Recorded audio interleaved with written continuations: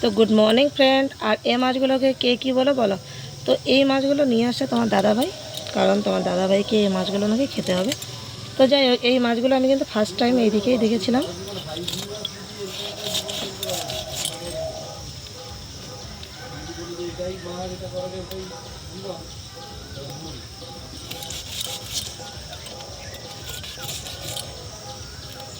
তো প্রায় সিলভার কাপের মতো তার আঁশগুলো, কিন্তু এটাকে ফলাই মাছ বলে।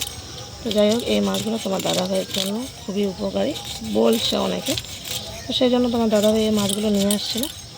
আর এই মাছটাকে বাছছে। এটা মাছটা কিন্তু প্রচুর পাতলা, দেখো চ্যাপটা আছে কিন্তু পাতলা। আর মাছের মাথাটাও দেখো কতটুকু। তো চলো টাটা, আজকের ভিডিওটা এখানেই শেষ। আর কারা কারা খাবে এই মাছগুলো চলে আসবে।